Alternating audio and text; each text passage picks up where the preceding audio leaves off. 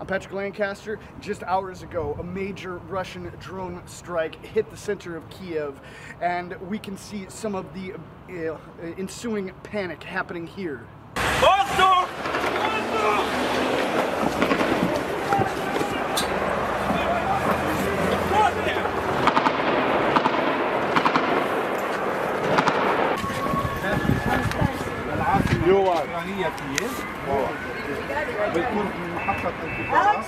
And one of the confirmed destroyed targets for that attack was the Ukrainian major electric energy systems company, the main office. And we can see that here, the office burning.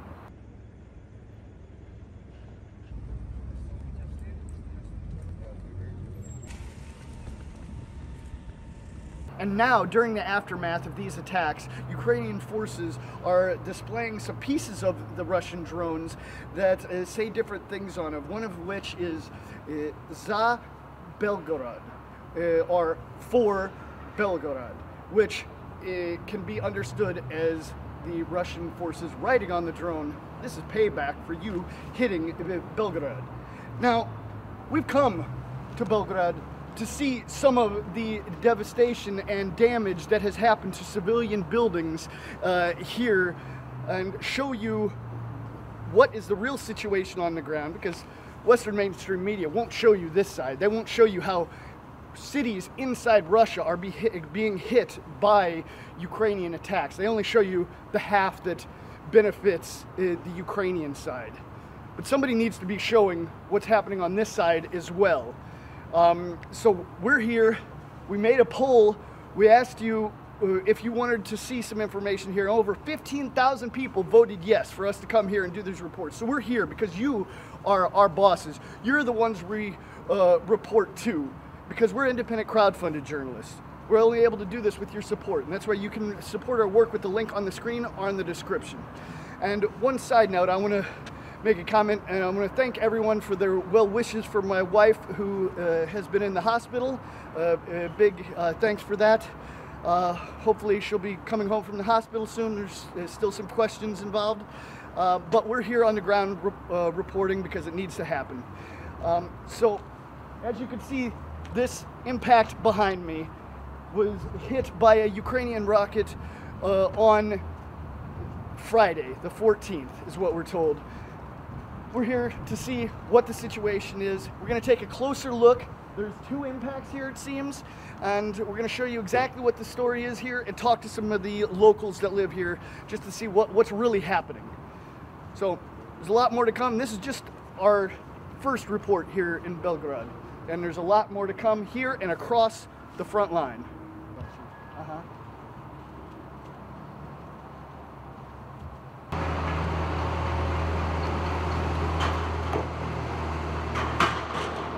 And we can see the repair is in full force.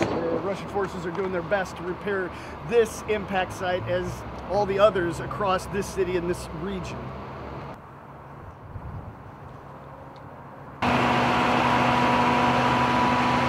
Now we come down to the street to take a closer look on what we can find out down here and who we can talk to.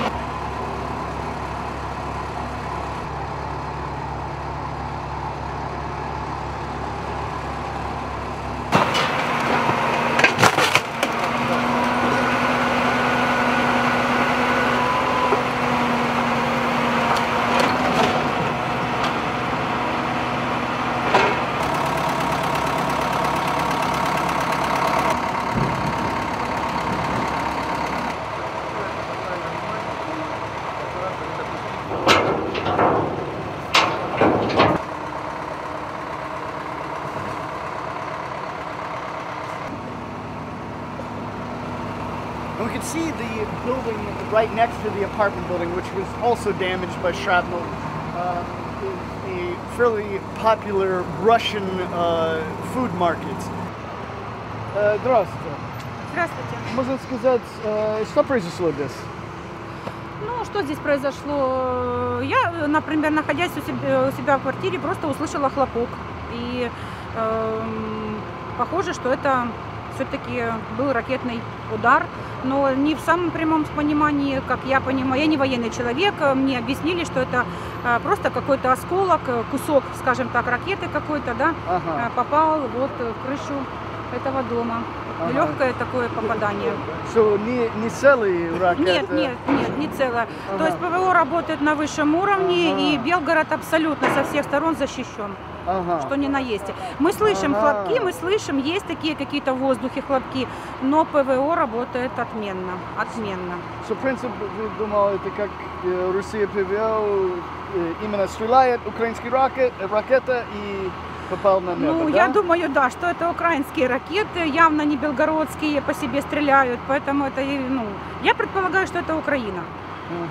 Но я думаю, что ПВО России защищают нас на 5 с плюсом, даже на 6 с плюсом. И, может, вы знаете, сегодня утром Россия сделала много дронов на центр Киева, и они стреляют Да, была атака на энергосистему, и на одном из дронов сейчас видно на фотографиях, что есть надпись «За Белгород». Как вы могу сказать это? Ну, вы знаете, ребята, я прежде всего медицинский работник, и мне кажется, что очень глубоко внедряться в политическую какую-то структуру и размышлять по этому поводу я не могу, потому что, наверное, это такой сложный вопрос, и вот это, вот, знаете, тонкая грань, правда ли было там написано, неправда, я не могу сказать. Я одно вам могу сказать, что, являясь медиком, да, мы та категория людей, которые при любых событиях, при любых каких-то исторических происходящих факторах, да, вот, ну, то есть сейчас у нас историческое событие, да, спецоперация в Украине, да, со стороны России, то мы, как медики, я считаю, при любых ситуациях остаемся прежде всего медицинскими работниками, которые готовы помогать людям. Неважно, то ли это русские солдаты, то ли это беженцы с Украины, да, всем нуждающимся медики, мне кажется, будут помогать. Прежде всего, это такой девиз медработников. А в сферу такую вот чисто политическую я не буду трогать только потому, что я не очень сильно в этом разбираюсь. Вот только поэтому. И за именно город я уже слушаю, много прилетов был в район Белгород. Да. Но я слушаю, в принципе, это наш первый день здесь, мы не знаем. Частный, много раз именно город прилет, или как обстановка здесь, в принципе? Ну, вы знаете, если кому-то там кажется, что в Белгороде люди такой сильной, прям какой-то сильной атаки живут, может быть, в воздухе эти атаки существуют, но сам Белгород, город, процветает. Он живет спокойно, жители Белгорода продолжают работать. Я так скажу, что ПВО, российские солдаты защищают Белгород просто отменно. Это честно. То есть, если в воздухе какие-то хлопки мы и слышим, то сам Белгород не разрушен, вы же это видите. Вы же видите, но это же частичное попадание, такое единичное, маленькое, совсем маленькое. Сказать, что это весь Белгород прям разбомбили, разрушили, ну вот посмотрите, проведите камеры, смотрите, все дома целые, люди свободно вот с детьми передвигаются. Вот, разверните камеру, дети идут, смотрите спокойно, вот. Вот дети идут, это же не то, что вы там привлекали этих детей, чтобы они на камеру специально подошли. Нет, все, вот смотрите, жизнь кипит, все происходит. Я иду тоже со своей целью. У меня свой визит, и вы меня вот просто по этой дороге перехватили. Поэтому, не знаю, мне кажется, что мы живем спокойно. Мы под защитой, понимаете? Вот я, например, себя чувствую спокойно в душе, потому что я почему-то уверена, что у меня защита очень сильная со стороны российской армии. Не знаю, как другие, но я ощущаю себя защищенной. А вы сами откуда? А сама я с Луганской области, город Сватово. Давно вы переехали? Ну, да, давно. Вот еще при первых событиях, которые происходили в Луганской, Донецкой области, 14-15 год, мы, конечно, не совсем окончательно переехали, то есть мы передвигались сначала туда-сюда, но потом, знаете, как события не прекращались, и мы приняли решение, дети здесь уже как бы были, учились, все, и мы приняли окончательное решение здесь остановиться, то есть на ПМЖ. И сколько раз и как много случаев привел работа? Каждый день, каждый неделю? Ну, вообще-то я слышу каждый день. Вот сегодня, кстати, очень тихое утро, очень тихо. Хлопки, да, где-то там в воздухе происходят. Ага. Но мы их слышим, да, слышно. Ага. Находясь в квартире, я слышу. Ага, понял. Спасибо большое. Да не за что. Я считаю, что, как это сказать, самое главное сейчас сохранять спокойствие, понимаете, спокойствие. Потому что если все будут паниковать и как-то, вот знаете, чувствовать себя, ну, как бы незащищенными, впадать в какую-то панику, там, бежать куда-то, что-то делать. Нет, самое главное спокойствие. И самое главное верить в то, что все будет хорошо. Мир наступит в любом случае. Как зовут? Меня зовут Светлана. Спасибо. Пожалуйста. Всего доброго. До свидания.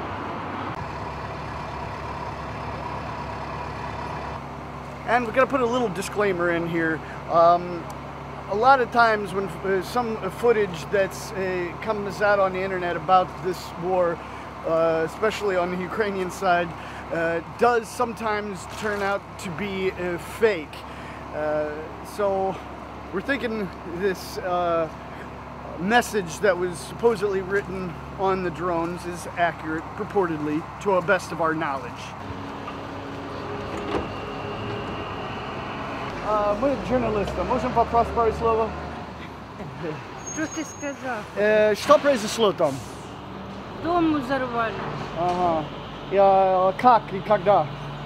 Ну, несколько дней назад вот взорвали. Ага. Вот хожу с документами, боюсь и нашу взорвут. Ага. И тут военный объект? Не, это не военный. Ага. Они бьют по всем теперь. Нефтебаза горела недавно. Ага. У Дубовом разбили дом. Ага. И кто они? Украинцы, кто? Ага. И как вы думали, почему они стреляют всегда? Дураки. Вот и Ага. стреляют. Ага. Понял. И вы понимаете, сегодня утром Россия сделала очень много беспилотников на центр Киева попадания. И что вы могу сказать за это? Что ты сказал? Я ничего не... Сегодня была атака беспилотников в Киеве. Ну. На дронах написано «За Белгород» было на некоторых. Вот что вы можете по этому поводу сказать? Ну правильно делают. Мы же люди, что мы делаем им? Они стреляют по нам. Наживали люди. Вот выселили 2 подъезда. Ага. Весь дом выселили. Спасибо. Извините. So now we're about to go up inside the apartment building itself to see what the damage looks like from the inside. Alright, so we're up to the 16th floor now, and we're going to have a look inside to see what the situation is. And here we can actually see somewhat of an emergency bar they put up here to keep this part of the building from falling off. The workers have installed this just to keep these cracks from getting bigger and that part falling off onto the parking lot below. Yeah. Uh-huh. And we can see here that they've marked the space between these two markers is 200 millimeters. And I believe they did that so later they can come and measure it again to see if it's expanded and there's a danger of this area falling off. So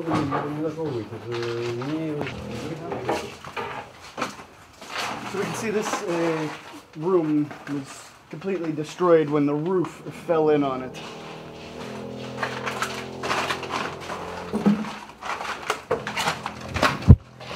We can feel the slants of the floor here slanting down, but you can see how much safety bars, you could say, jacks that have been put in here to keep more of the ceiling and the building falling down itself. There's a lot here. They're going to have this for 3 days.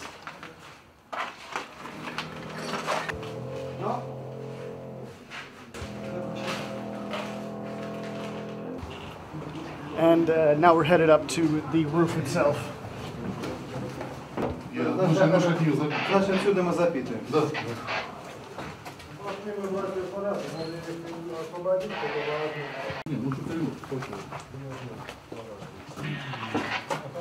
Значит, на данном с аббревиатурами, пожалуйста, организации. Комаренко Вячеслав Вячеславович, должность старший производитель работ Трансюжстрой. Будьте добры, еще раз фамилия, пожалуйста. Комаренко. Ага, Вячеслав Вячеславович. Ну и по поводу инцидента, работ, проводимых на месте инцидента. Значит, мы на данном этапе, Смотрим сюда. на данном этапе выполняем усиление стен несущих для того, чтобы не допустить обрушения этих стен в результате демонтажа плит перекрытия, которые у нас уже обрушились. Вот, как бы все. Что успели сделать уже? Успели подготовительные работы выполнили по усилению несущих конструкций, предотвратить дальнейшее обрушение конструкции. Ну, сейчас будем приступать к демонтажу. Все убрали или еще лежат они? Обломки, те, которые можно убрать, мы убрали. Для того, чтобы добраться до остальных обломков, нам надо часть конструкции разобрать. Что из коммуникации сейчас в доме действует? Из коммуникации действуют все коммуникации практически. Кроме, да нет, все коммуникации уже восстановлены. То есть есть тепло, отопление, вода, все есть. По вашим оценкам, исходя, если все будет удачно, с погодой, с техникой, сколько потребуется времени на разбор завалов? Именно на разбор, не на восстановление. На разбор завала у нас сроки стоят ограничены, поэтому будем стараться кратчайшие сроки. Сроки, к сожалению, я не могу вам сказать, потому что бывают всякие ситуации. Значит, в результате прилета осколка чего-то, значит, было обрушение у нас несущей стены техэтажа и обрушение плит перекрытия техэтажа. В результате обрушения этих плит были повреждены плиты перекрытия 16 этажа. Одна из плит очутилась на самом 16 этаже в квартире. Ну и, соответственно, повреждены некоторые конструкции несущих стен 15 этажа. Вот 2 квартиры у нас получается аварийные.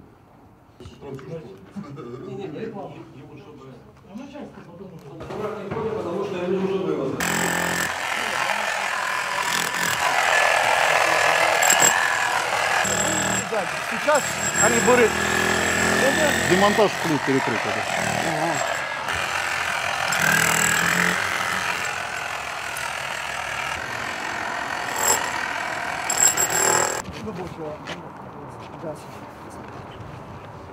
And you see the actual impact of the attack here, the result of this Ukrainian rocket, whether it was hit out of the sky by Russian anti-air or it was hit here directly. A little unclear, there's a lot of information coming in, but we're here on the ground to talk to the people as we're doing. Now, one thing that should be mentioned is, in addition to the message for Belgorod on the drones from this morning's attack on Kiev, was also a message saying for Luch. Now, Luch is an electric power station that was hit on Friday. Now, it seemed like this happened on the 13th to the 14th of last week, and on the 14th, Friday, this Luch power station was hit. Still getting a lot of information, but this is apparently what the message that was written purportedly by Russian forces on the drone, that in one of the drones that hit the center of Kiev this morning, was for Belgorod and for Luch. As payback, any logical person could assume is what was meant by that. Now we're just here showing you all the facts that we can. And we're going to continue to do that. This is just our first little opener into the Belgorod region. We're not going to be here for long, but no one else in English is showing you this information, so we wanted to show you these facts here and all the information and the opinions of the people that are living this situation here. Because the war is not just happening in the Donetsk and Lugansk People's Republic anymore, as you know. It's happening all across Ukraine and in Russia itself. And the world needs to see from both sides what's happening. So don't just watch my reports, watch as much information as you can, make an educated decision on what you believe and what you think is happening with this war. And just don't be a sheep led by the mainstream media. Open your eyes to possibilities from every side.